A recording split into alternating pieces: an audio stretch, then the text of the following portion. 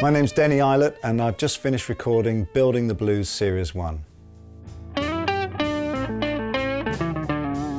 I've been a professional musician now for over 25 years, and in that time I've played with all types of musicians from all over the world. The aim of this series of lessons is to give budding blues guitar players a real platform so that they can form their own ideas rather than just learning, say, a Stevie Ray Vaughan lick or a Jimmy Hendrix lick or an Albert King lick.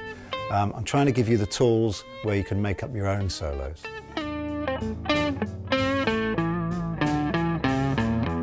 We start off in lesson 1 with a very, very simple 5-note blues scale.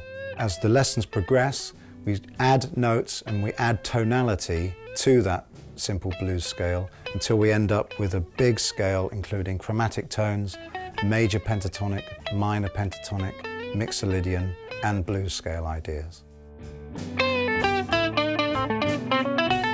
The backing track that I've made is kind of like a pastiche of Redhouse, the Jimmy Hendrix blues. The actual playing style, I've kept it at the beginning very kind of B.B. King, quite simple and melodic.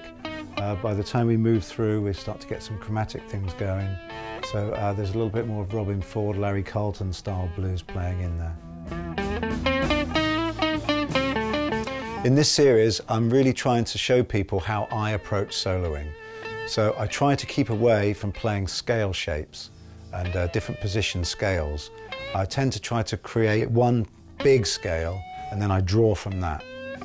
So I spend a lot of time talking in this series about chord tones.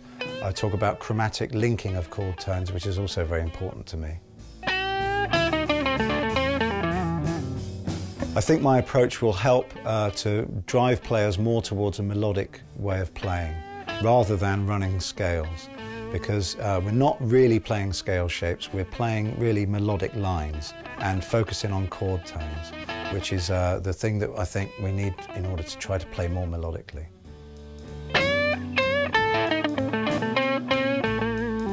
This series is also about trying to draw music out of people, not trying to install it in.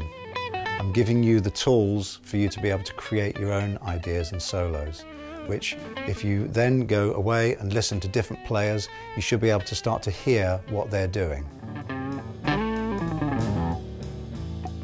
Hopefully by the end of the course, players will have much more of an idea about how to go on and develop their own style of playing, rather than spending hours and hours and hours learning somebody else's licks.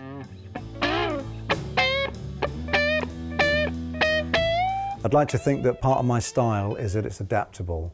So you can take a lot of these ideas that I'm showing you and put them into different styles of blues. So some of the licks are going to work on a slow blues, a fast blues, a shuffle blues, or even some jazz flavoured blues.